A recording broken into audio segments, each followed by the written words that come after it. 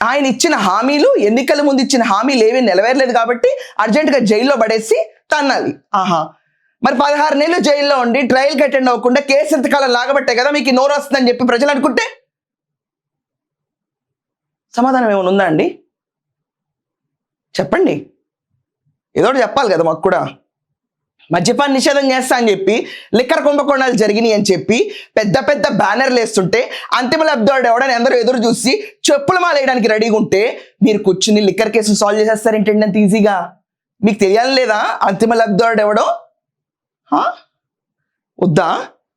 పరకామెడి case అయితే చాలా చిన్న కేసు, ఇదొక కేసు అంటారా అంట.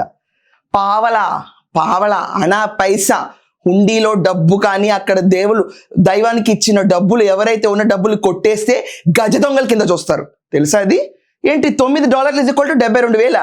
అసలు లెక్కలు ఏమన్నా వచ్చా మనకి? ఏంటిది అసలు? What is this non sense? Printouts అని పెట్టుకుంటారు, పెట్టుకున్నప్పుడు లెక్కలు కూడా రాయరా? ఒక్క టైం ఎర్రర్ అయితే తప్పు, ప్రతిసారి లెక్కలో డిఫరెన్స్ వస్తుంది సార్ మీకు. ఒకప్పుడు చీఫ్ మినిస్టర్ మీరు, మళ్ళీ ఇంకా 2029కి వచ్చేది మేమే. రప్ప ఏంటి రప్ప? ఇదా రెపరెప? లెక్కలు కూడా రాని రెపరెపనా? అసలు డాలర్ రేట్ ఎంత తెలుసా మనందరికీ?